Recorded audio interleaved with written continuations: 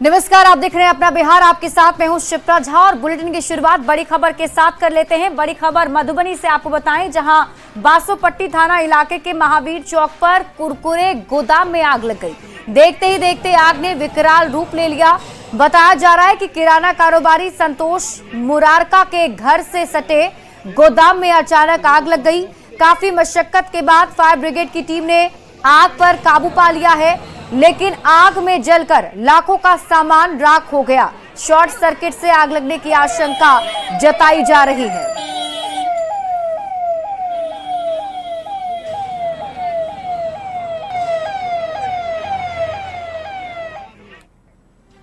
बड़ी खबर बाढ़ से है, जहां सलीमपुर थाना क्षेत्र में बेखौफ अपराधियों ने पेट्रोल पंप कर्मी से 5,75,000 रुपए लूट लिए। हथियार की नोक पर बदमाशों ने लूट की वारदात को अंजाम दिया है। पेट्रोल पंप का कर्मचारी पैसा लेकर बैंक में जमा करने जा रहा था, तभी रास्ते में बाइक सवार 4 अपराधियों ने हथियार दिखाकर कैश लूट लिए। घटना के बाद पुलिस मामले की जांच में जुट गई है। घटनास्थल के आसपास के सीसीटीवी को खंगाला जा रहा है। 5,75,000 रुपये लेकर बैंक में जमा करने जा रहे थे। इसी क्रम में 2 मोटरसाइकिल से 4 अज्ञात व्यक्ति आए और उनसे जो पैसा वो ले जा रहे थे उसको लूट लिया गया। उसके बाद वो लोग फरार हो गए। तो सूचना पर अविलंब थानाध्यक्ष और हम लोग घटनास्थल पर पहुँचे और आसपास पूछताछ किए और इस संबंध में जो आसपास के जो सीसीटीवी और तकनीक अनुसंधान है उन सभी पे हम लोग काम कर रहे हैं। गोपालगंज के चर्चित किशोरी की गैंगरेप और हत्या मामले में पुलिस ने बड़ा खुलासा किया है। एसपी ने सनसनीखेज खुलासा करते हुए गैंगरेप और हत्या की बातों को सीधे तौर से खारिज कर दिया। एसपी ने कहा कि जांच में जो सच सामने आए हैं उससे यही लग रहा है कि लड़की ने प्रेम प्रसंग में सुसाइड किया है। लड़की ने घर वालों से नाराज होकर अपनी जान दे दी। इस मामले में 2 नाबालिग लड़कों को गिरफ्तार भी किया गया है। और ये तस्वीरें आपकी टीवी स्क्रीन पर आपको दिखा रहे हैं जब पुलिस की टीम गांव पहुंची थी। दरअसल आपको बताएं, एक मामला सामने आया था जिसमें गैंगरेप कर हत्या की वारदात की खबर बताई जा रही थी, लेकिन पुलिस ने खुलासा किया है कि प्रेम प्रसंग में युवती ने खुदकुशी की है। तो जांच के क्रम में हम लोगों ने 2 व्यक्तियों को पकड़ा है। परिवार वालों से हम लोगों ने बात की तो उन्होंने जो सूचना दी, तकनीकी साक्ष्य और अन्य मानवीय पहलुओं पे हम लोगों ने जांच करने के बाद में पाया कि बच्ची का जो मृतका है उसका एक लड़का था, उसके साथ पास के गांव के एक लड़के के साथ संबंध था और आपस में प्रेम करते थे। उसी क्रम में बच्ची को दोनों साथ में रहना चाहते थे। अब क्योंकि दोनों नाबालिग थे तो घर वालों को ये चीज़ पसंद नहीं थी, तो बच्ची इसी डर से 23-24 की रात में दोनों आपस में मिले थे और इसके 2-3 दोस्त भी थे जो आपस में मिले थे। आकर के इन्होंने हुस्सेपुर में एक तालाब के पास में लड़का लड़की बैठे थे। लड़की घर पे जाने से डर रही थी मिलने के बाद में, कि उसको लग रहा था कि घर वाले उसको डांटेंगे, डांट करके उसे भगा देंगे, मारेंगे। उस क्रम में फिर उसने गुस्से में आकर के और सुसाइड किया है। हमारे पास वो सारे साक्ष्य मिले हैं। जो लड़की मरने से पहले एक मैसेज भी की है, अपनी कुछ फ्रेंड्स को भी उसने कॉल करके बताया है कि अब हम जीना नहीं चाहते हैं, मरना चाहते हैं। ऐसे में कई सारे सवाल हैं जो उठ रहे हैं और न्यूज़ 18 भी ये सवाल पूछता है, क्या लड़की ने सच में घर वालों के मना करने पर सुसाइड किया है? अगर नहीं तो क्या प्रेमी और उसके साथियों ने लड़की की हत्या की है? सवाल ये भी, आरोपी लड़कों ने सुसाइड से रोकने की कोशिश आखिर क्यों नहीं की? और सबसे बड़ा सवाल, क्या लड़की प्रेमी और उनके साथियों के बुलाने पर तालाब के पास गई थी? देखिए, सवाल ये भी उठ रहा है, क्या पुलिस सच पर पर्दा डालने की कोशिश कर रही है? और सबसे बड़ा सवाल, क्या पुलिस को दिग्भ्रमित करने के उद्देश्य से लड़कों ने मैसेज किया था? सवाल इसलिए कि परिजन सुसाइड नहीं बल्कि हत्या का आरोप लगा रहे हैं। बेगूसराय में हिंदुस्तानी अवाम मोर्चा के प्रखंड अध्यक्ष राकेश कुमार के अपहरण मामले में पुलिस ने 2 आरोपियों को गिरफ्तार कर जेल भेज दिया है। साथ ही बाकी आरोपियों की गिरफ्तारी को लेकर छापेमारी कर रही है। बेगूसराय के डीआईजी आशीष भारती ने घटनास्थल पर जाकर मामले की जानकारी ली, साथ ही अपने स्तर से पूछताछ भी की। दरअसल साहेबपुर कमाल थाना क्षेत्र के संदलपुर गांव में अपराधियों ने हिंदुस्तानी अवाम मोर्चा के प्रखंड अध्यक्ष के घर पर अंधाधुंध फायरिंग की और फिर हथियार के बल पर राकेश कुमार उर्फ विकास को अपहरण कर लिया। रिश्तेदारों ने सरपंच पति और कुख्यात अपराधी डब्लू यादव पर अपहरण का आरोप लगाया है। घटना के बाद से परिजन परेशान हैं। राकेश की बरामदगी की गुहार लगा रहे हैं। परिजनों ने अनहोनी की भी आशंका जताई है।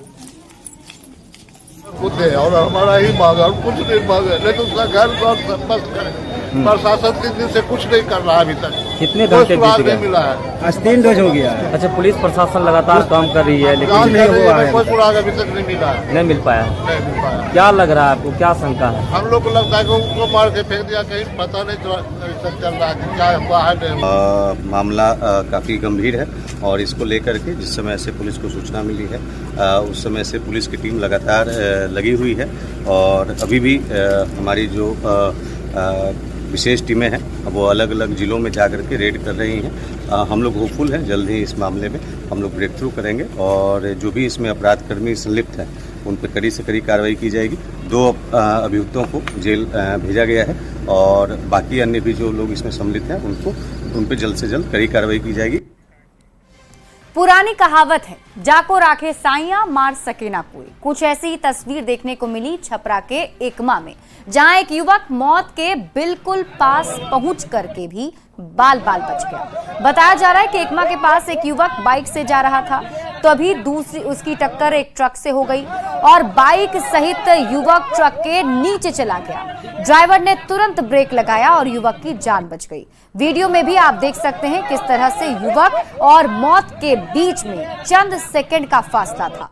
सोशल मीडिया में वीडियो तेजी से वायरल हो रहा है।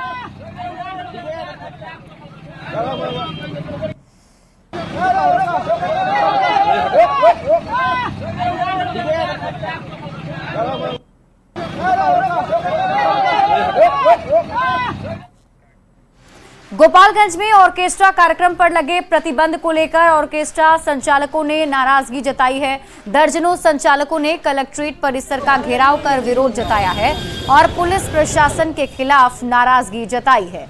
उन्होंने एसपी अवधेश दीक्षित से मुलाकात कर ऑर्केस्ट्रा संचालन पर लगी रोक हटाने की मांग की। संचालकों का कहना है कि ऑर्केस्ट्रा से हजारों लोगों का रोजगार जुड़ा है और प्रतिबंध के कारण उनका परिवार भूखमरी की कगार पर पहुंच जाएगा। उन्होंने प्रशासन से शर्तों का पालन करते हुए ऑर्केस्ट्रा कार्यक्रम को फिर से शुरू करने की मांग की है। तो ऑर्केस्ट्रा बैन को लेकर बोल रहे हैं जो बिल्कुल ही गलत है, ऐसा नहीं होना चाहिए। क्या प्रशासन द्वारा ऑर्केस्ट्रा बैन कर दिया गया? हाँ, प्रशासन के द्वारा 24 घंटे का मोहलत दिया गया है। बोले 24 घंटे के अंदर जितने भी ऑर्केस्ट्रा वाले सब लोग अपने अपने घर चले जाइए और अपना ऑर्केस्ट्रा खाली करके चले जाइए। हुआ तो एक के चलते आप सैकड़ों को कैसे सजा दे सकते हो? जिसके साथ हुआ उसको आप पकड़ो, उसके साथ उसको देखो, कानून है ना। तो आप उस दायरे में रहकर आप चेक करो ना कि भाई किसके साथ क्या हो रहा है, नहीं हो रहा है। आप एक गलती के चलते पूरे ऑर्केस्ट्रा पे आप बैन लगा रहे हो, नहीं चलेगा।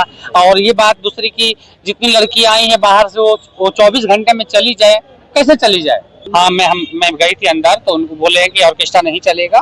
24 घंटे में पूरे जितनी लड़कियां हैं बिहार में वो खाली कर दें। गोपालगंज जिले में कई सारे ऑर्केस्ट्रा के खिलाफ में कंप्लेन आई है कि उनके द्वारा कई सारे अश्लील गाने बजाए जाते हैं अलग अलग फंक्शंस में। इसके अलावा कई सारी नाबालिग लड़कियों को डांस में प्रयोग किया जाता है उनका। साथ में कई सारे दूर से ह्यूमन ट्रैफिकिंग करके भी महिलाओं को रखा जाता है।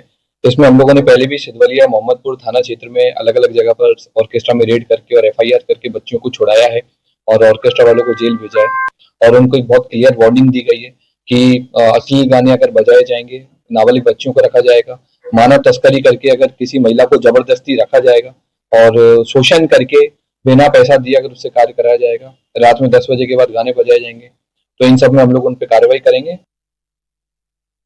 केंद्रीय वित्त राज्य मंत्री पंकज चौधरी ने वाल्मीकि नगर में अधिकारियों के साथ बैठक की और उन्होंने कहा है कि वाल्मीकि नगर के बॉर्डर से व्यापारिक आवागमन को मजबूत करने के लिए लगातार नेपाल सरकार से बातचीत चल रही है। नेपाल के साथ व्यापक व्यापार को बढ़ावा देने कई पहल की जा रही है।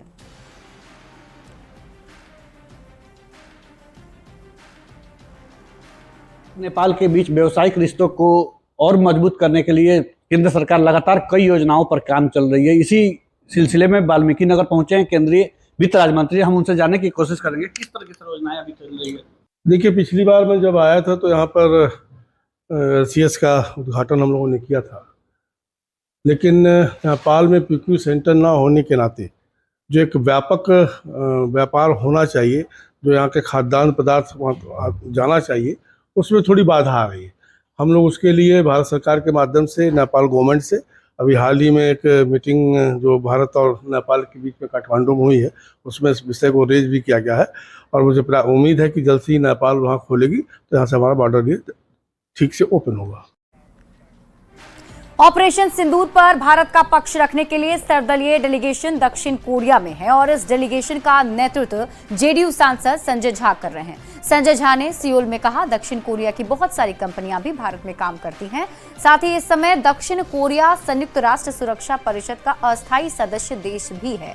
ऐसे में दक्षिण कोरिया की एक महत्वपूर्ण भूमिका है। संजय झा ने कहा कि आतंकवाद के मुद्दे पर दक्षिण कोरिया से भारत को सपोर्ट मिला है, यहां से काफी सकारात्मक प्रतिक्रिया मिली है। संजय झा के नेतृत्व में डेलीगेशन दक्षिण कोरिया से सिंगापुर रवाना हो गई है। साउथ कोरिया का बड़ा इन्वेस्टमेंट भी है, बहुत सारे कंपनी भी इंडिया में काम करते हैं और साथ में साउथ कोरिया सिक्योरिटी काउंसिल का मेंबर है अभी। तो साउथ कोरिया का एक इम्पॉर्टेंट रोल है वहाँ पर, जैसे कि 25 तारीख को टेररिज्म पे वहाँ पर रेजोल्यूशन पास हुआ, तो उस चीज़ को फोर्सफुली रखना, हम लोग नहीं मेंबर अभी वहाँ पर, इस चीज़ को फोर्सफुली रखना, ये हम लोगों ने रिक्वेस्ट किया है। ये भी कहा है कि पाकिस्तान को ब्लैकलिस्ट करने के लिए ये जो फाइनेंशियल असिस्टेंस मिलता है, क्योंकि वो पैसा वो डाइवर्ट करके उसी टेररिस्ट को के उसमें लगाता है, और इस इशू पर एक लार्जर सपोर्ट, और जिन लोगों से हम लोगों ने मिले हैं वो बिल्कुल इस टेररिज्म के मुद्दा पर थिंक टैंक से मिले, यहाँ के विदेश मंत्री से मिले, यहाँ के जो पार्लियामेंट्रियन है उन लोगों से मिले, अभी प्रेस के लोगों से मिले, सब लोगों ने एक साथ कहा है, उनको आइडिया है। इसलिए मुझे लगता है कि इनको समझदारी तो होगी, इनको पता है कि पाकिस्तान का इन्वॉल्वमेंट और आर्मी का इन्वॉल्वमेंट कहीं न कहीं है, और बहुत ही पॉजिटिव रिस्पॉन्स उन्होंने दिया है इस चीज़ में। गुजरात के दाहोद में पीएम मोदी ने जनसभा को संबोधित किया और इस दौरान पीएम मोदी ने ऑपरेशन सिंदूर पर बात करते हुए कहा कि मैंने वही किया जिसके लिए देश ने मुझे चुना है। भारत की कार्रवाई से बौखलाकर जब पाकिस्तानी सेना ने दुस्साहस दिखाया तो हमारी सेनाओं ने पाकिस्तानी फौज को धूल चटा दी। हमारी भावनाओं की अभिव्यक्ति है। आतंक फैलाने वालों को सपने में भी सोचा नहीं होगा मोदी से मुकाबला करना कितना मुश्किल होता है।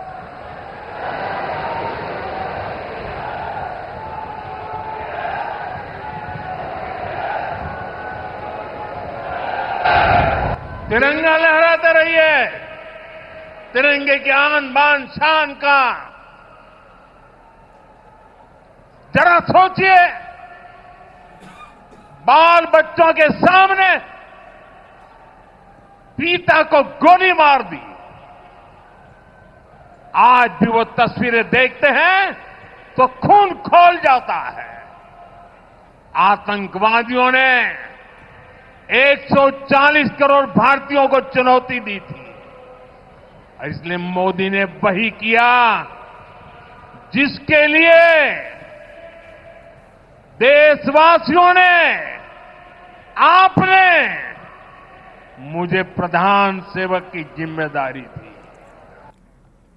तेज प्रताप यादव को आरजेडी से 6 साल के लिए निष्कासित करने पर कांग्रेस विधायक अजीत शर्मा ने प्रतिक्रिया दी है। उन्होंने लालू प्रसाद से पूरे मामले की जांच के बाद ही फैसला लेने की मांग की। इसके साथ ये भी कहा कि तेज प्रताप ने अगर कोई गलती की है तो फिर उनके खिलाफ कार्रवाई होनी चाहिए। जो कह रहे हैं कि पहले भी शादी की है, ये की, तो आज तक क्यों नहीं चर्चा हुई? आज चुनाव के वक्त क्यों चर्चा हो रही है? निश्चित तौर पर मुझे लगता है इसमें कोई न कोई जालसाजी है, क्या है, लेकिन जांच के बाद ही पता चलेगा। और मैं आदरणीय लालू प्रसाद यादव से फिर से आग्रह करूंगा, इसकी जांच करा लीजिए। अगर इसमें सत्यता है तो कार्रवाई जरूर होनी चाहिए। जेडीयू के राष्ट्रीय महासचिव मनीष कुमार वर्मा ने आरसीपी सिंह पर हमला बोला है। उन्होंने कहा कि यह आरसीपी सिंह की बदकिस्मती है कि उन्हें प्रशांत किशोर की पार्टी को एक कार्यकर्ता की हैसियत से ज्वाइन करना पड़ा। एक समय वो जेडीयू के राष्ट्रीय अध्यक्ष और केंद्र सरकार में मंत्री थे, उन्हें पार्टी से हर तरह का सम्मान मिला, लेकिन उन्होंने पार्टी के साथ ही विश्वासघात किया, जिससे पार्टी को भारी नुकसान हुआ है। मानता हूं कि उन्हें प्रशांत किशोर जी के अंदर में ज्वाइन करना पड़ा। RCP सिंह साहब यहाँ पे राष्ट्रीय अध्यक्ष थे, यहाँ से केंद्र में मंत्री बनाए गए। हर प्रकार का सम्मान जदयू पार्टी से उन्हें मिला। अगली खबर कैमूर से है, जहां दुर्गावती प्रखंड में इको फ्रेंडली पैकेजिंग यूनिट का उद्योग मंत्री नीतीश मिश्रा ने उद्घाटन किया है। 25 करोड़ की लागत से इको फ्रेंडली प्लेट निर्माण के यूनिट का निर्माण किया गया। इस प्लांट के शुरू होने से 100 से अधिक स्थानीय लोगों को रोजगार मिलेगा। मुझको बहुत प्रसन्नता है कि कैमूर जिला के दुर्गावती प्रखंड में आज लगभग एक environment friendly eco friendly products के तौर पर यश ग्रुप की एक प्रोजेक्ट की शुरुआत हुई है, जिसमें वो इको फ्रेंडली प्लेट्स बनाएंगे। जैसे अब थर्मोकोल पे रोक लगा हुआ है क्योंकि वो पर्यावरण को नुकसान पहुंचाता है, तो एक इको फ्रेंडली बायोडिग्रेडेबल प्रोडक्ट है वो। तो 25 करोड़ रुपए की लागत से इस प्रोडक्ट की आज शुरुआत हुई है फैक्ट्री की, और मुझको प्रसन्नता है कि 100 से ज़्यादा स्थानीय लोग को वहाँ रोजगार मिलेगा। राजधानी पटना में श्री विद्या त्रिकोटी कुंभ कुमार्चन महायज्ञ के आयोजन से पहले शोभा यात्रा निकाली गई। सैकड़ों की संख्या में महिलाएं सिर पर कलश लेकर शोभा यात्रा में शामिल हुई। सभी भक्ति भाव में झूमती नजर आईं। वरिष्ठ संत स्वामी अभिषेक ब्रह्मचारी के संरक्षण में ये महायज्ञ आयोजित हो रहा है।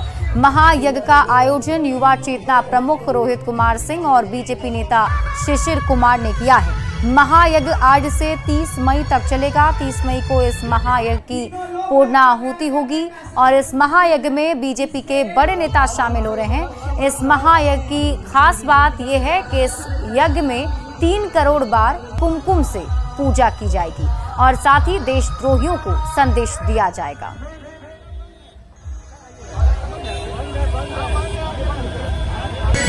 ये तस्वीर अपने टीवी स्क्रीन पर आप देख रहे हैं, जिसमें आप देखिए महिलाएं जिन्होंने अपने सर पर कलश ले रखा है। ये शोभा यात्रा निकाली गई जिसमें भक्ति भाव में डूबी महिलाएं नजर आई हैं।